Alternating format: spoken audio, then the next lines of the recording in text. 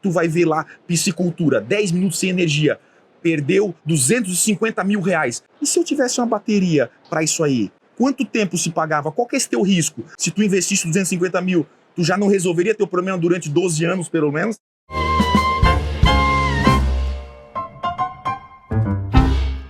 Olá pessoal, aqui Thiago Fraga, mais um episódio do Pod Energy, né? Dessa vez aqui direto da cidade de Curitiba, junto aos eventos Fórum GD Sul, 31ª edição do Fórum GD Sul, inclusive, e esse ano em parceria, sendo realizado simultaneamente o Fórum de Energia de Resíduos em parceria com a Abrem.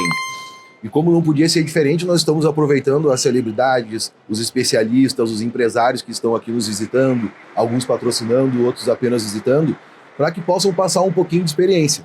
E eu hoje estou aqui com o meu primeiro convidado, Carlos Andrioli, mais conhecido como o Rei do Agro, trabalha ativamente na VEG, desenvolvendo projetos, e há muitos anos tem participado, colaborado com os nossos eventos, compartilhado esse conhecimento que tu conseguiu agregar nesses últimos anos. Então, assim, agradecer o teu tempo, agradecer que você aceitou o nosso convite e gostaria que tu começasse esse bate-papo com a gente, comentando um pouquinho como que foi essa tua entrada no solar, se engajando com as energias renováveis. E aí, logo depois, nós vamos falar um pouquinho sobre essa afinidade e hoje essa referência que tu virou entre energia solar e agronegócio, mas isso aí fica para depois. Pô, Thiago, que honra muito grande, tá participando do podcast, desse nosso bate-papo. A minha história na Solar começou em 2014, então eu estou há um bom tempo e até você, junto ao Fórum GD, foi um grande trampolim para isso, aonde eu abordo os conteúdos relacionados ao agronegócio, até com as soluções diferentes que se tem para o agronegócio e aonde que a gente consegue abordar isso, Qual que é a imprensa e o Fórum GD, foi um grande marco e até hoje eu tenho orgulho de estar participando. Isso, a minha trajetória, ela se resumiu... A tua trajetória passa muito pelo Fórum GD, Passa muito pelas regiões, porque sim. Eu acho que o grande barato era esse, nós irmos para regiões e ao mesmo tempo que nós levávamos os principais players, os principais especialistas, nós criávamos uma atmosfera onde, poxa, naquela época, muito instalador de ar-condicionado, muita gente que atuava de alguma forma mais tímida, nas adjacências, digamos assim, do setor de energia solar migrou, porque viu ali possibilidade de negócio, viu ali muitas pessoas como reposicionamento de trabalho. Então, fico feliz, cara. E ainda mais abordar um assunto que... Quem é que fala do agronegócio, Ou quem é que falava do agronegócio? Os próprios integradores, Thiago, eles falavam de residencial, comercial, industrial, usinas de investimento, modelos de negócio, e o agronegócio, ele não estava inserido nisso. E quando eu comecei a abordar isso, o Fórum GD abriu essa oportunidade de abordar sobre mais um segmento, claro que dentro das soluções em eficiência energética, em transição energética, como que a gente está hoje, e essa ascensão dentro do agronegócio, Thiago, também se dá hoje pela oportunidade que se tem e pela abertura que se tem na comunicação. Cada vez mais o agronegócio precisa se comunicar melhor para chegar para o integrador, para chegar ao produtor rural. Então tudo isso, hoje eu faço um papel de comunicador, de palestrante e, claro, um vendedor em cima desse mercado que eu estou atuando aí desde 2018 para 2019. E aí a gente está falando de uma solução que é totalmente diferente, que é um cliente totalmente diferente, e a gente levando... É um consumo diferente, uma logística diferente. Necessidades diferentes, é um cliente totalmente diferenciado, não mais ou menos exigente, mas é um cliente com perfil diferenciado. E levando isso para o integrador, Thiago, é muito bom e muito certo aonde eles estão conseguindo receber que tipo de comunicação que eu preciso ter com o produtor rural, que é o cliente final. E cada vez mais, eu que atuo no Brasil inteiro, cada vez mais eu vejo os integradores atuando mais no agronegócio. E eu não estou nem falando por necessidade, eu falo porque é uma demanda e tem uma comunicação melhor. né? E aí, claro, aí a imprensa... E é um segmento capitalizado, né? Muitas vezes esse pessoal não precisa nem procurar um financiamento, o que por mais que hoje tenhamos taxas competitivas e quase todos os bancos com linhas específicas, onde congregam esse aporte com juros baixos, etc., é sempre um juros, né? E quando se fala de Brasil, esse acaba impactando. Existe o próprio Plano Safra, né, Thiago? O Plano Safra, ele é um incentivo ao produtor rural, né, com taxas mais baixas do que qualquer banco privado. Isso também gera um incentivo para o investimento de energia solar, armazenamento de energia, por exemplo, também. Era aí que eu queria chegar também. Bom, vamos falar que de 2000 mais ou menos e 20 para cá, o setor solar, a geração distribuída de energia, surfou uma onda muito acentuada, né? Era uma onda realmente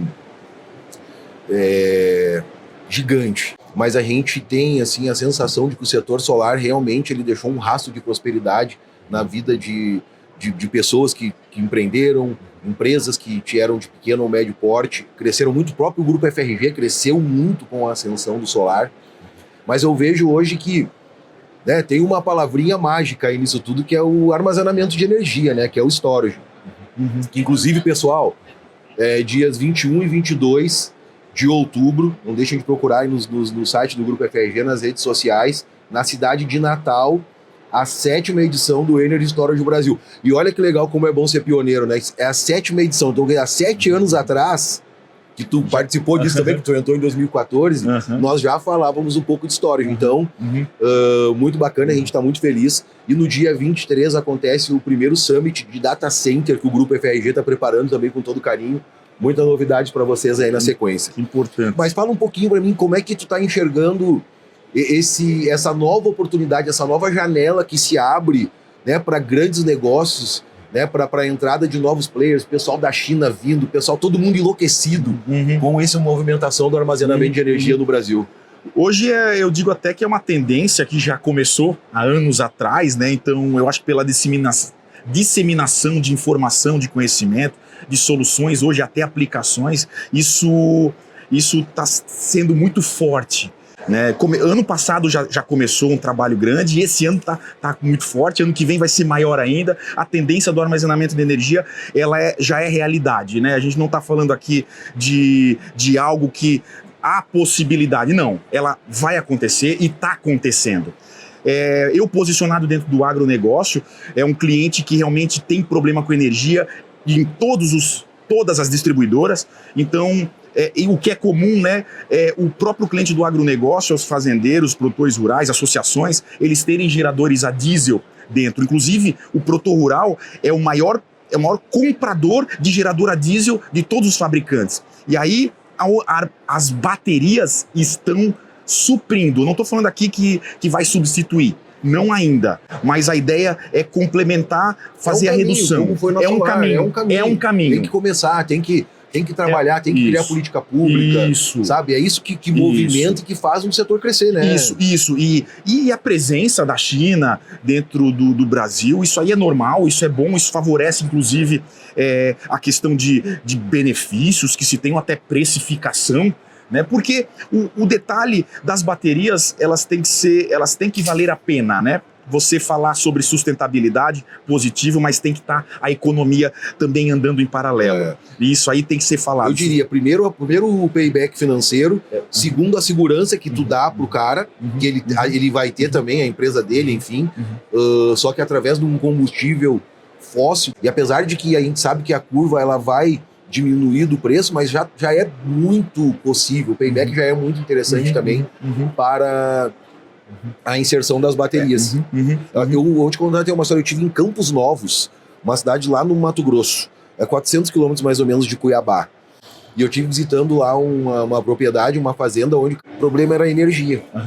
Então esse pessoal, ele realmente tem um consumo muito grande e ao mesmo tempo eles têm ainda, não sei se é um receio, mas o que realmente falta? Né? Tu pontuou ali a parte financeira, a gente tem a parte do financiamento, mas quem sabe algum projeto, algum incentivo para que o produtor né, o pessoal que é do agronegócio possa realmente adotar ainda mais a energia solar, seja para bombeamento, nem falamos de bombeamento, né, de irrigação, né, de outras oportunidades também que a energia solar e o backup, ou o storage, né, sim. podem suprir. Sim. Mas o que tu acha que é fundamental para que realmente o storage consiga, quem sabe, pegar um caminho mais curto que a solar e um atalho para realmente virar realidade no Brasil? O cliente ele precisa saber como funciona e se funciona.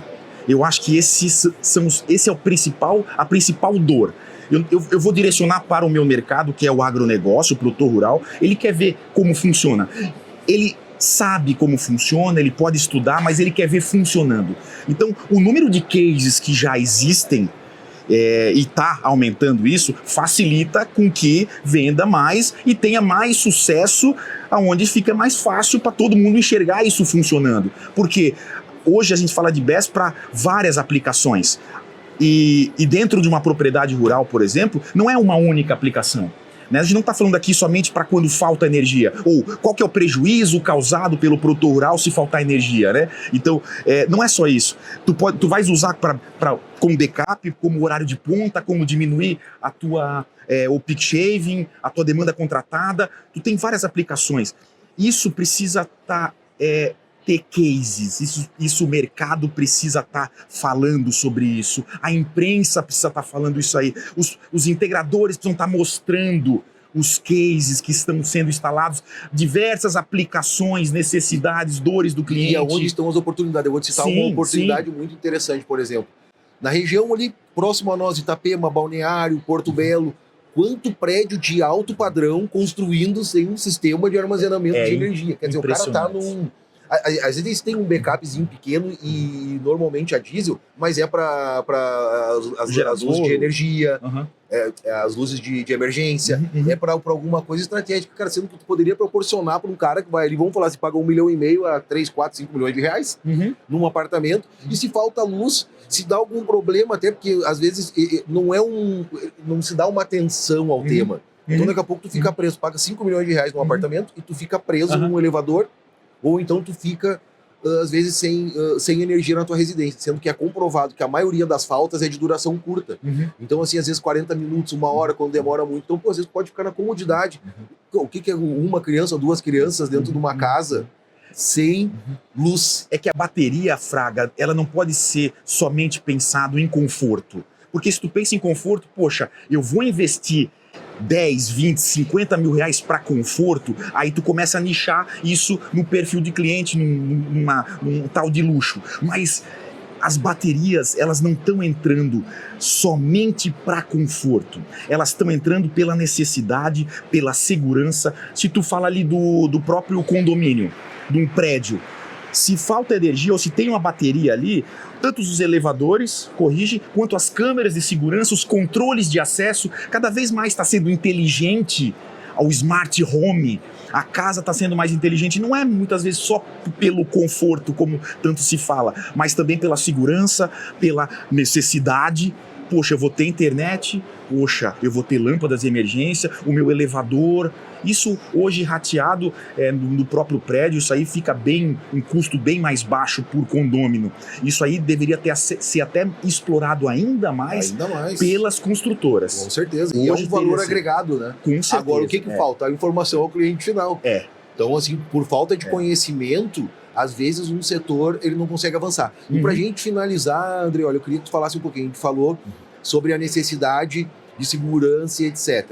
Mas a gente sabe que faz mesmo esse negócio todo acelerar é dinheiro. Né? As pessoas querem monetizar. Economia. E eu tenho certeza, que eu sou bem informado, né? Que o storage traz sim economia. Principalmente se tu utiliza aquela energia armazenada num horário de pico onde essa energia está sendo ofertada de forma, né, um valor bem mais alto pela concessionária. Então, assim, como que isso se encaixa no mercado? Qual a oportunidade que quem está nos assistindo pode identificar também para isso? Bom, primeiramente, eu sempre faço uma pergunta para entender, dá para fazer análise do ponta fora ponta, essa diferença se paga em várias regiões. A gente fala de o pico, por exemplo, o horário da ponta, das 18 a 21, às vezes é 3, 5 vezes mais elevado do que o fora ponta. Isso dá para fazer uma análise para ver se compensa pelo consumo do cliente. E uma das grandes aplicações da necessidade é esse prejuízo causado por você faltar com energia. Cada vez mais a gente está vendo a tecnologia presente no agronegócio, seja com drones, seja pulverização, seja com robotização, automação. A gente está vendo máquinas autônomas dentro das propriedades comum. A gente vem a Castro, na região do Paraná aqui. A colheita, por exemplo, além de mecanizada, vai ser remota daqui a pouco. Sim, e aí a sensibilidade energética, ela é muito grande. Então, a infraestrutura de rede brasileira não comporta e não suporta essa estabilidade anual, como a gente tem visto diversas reclamações que se tem. Mas as baterias, elas estão entrando para corrigir isso, e aí esse teu prejuízo causado por uma oscilação. Tu tens alguém da mecânica, alguém da manutenção lá resetando o teu equipamento, você tem uma refrigeração que, se faltar energia 10 minutos, tu já perde grande parte ou a qualidade. Hoje tem casos ainda assim espalhados na imprensa, que tu podes dar um Google pela internet aí, tu vai ver lá, piscicultura, 10 minutos sem energia, perdeu 250 mil reais. Aí tu vai falar assim, poxa, mas eu não tô falando de energia da concessionária, ele perdeu por falta de energia.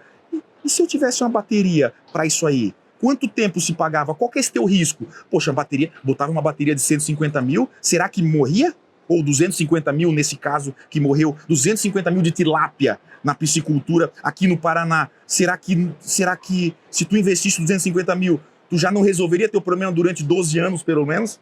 15 anos, por exemplo, que é a vida útil de uma bateria? E aí tu podes entrar em vários segmentos. Se entrar no aviário, na granja, na suinocultura, é o mesmo problema. Não pode ficar 20 minutos no leite, sem. Né? Nos perecíveis. Em qualquer coisa de refrigeração. Os perecíveis ainda é muito mais sensível, né? Porque muito mais sensível. Tu pode ficar, por exemplo, em um outro segmento sem luz, sem energia, X horas, quando tu tem um produto que ele é perecível. Nota, Fraga, que a gente não está falando aqui da economia de quanto custa 1 kWh fornecido da concessionária versus bateria. A gente está falando de um prejuízo causado por falta.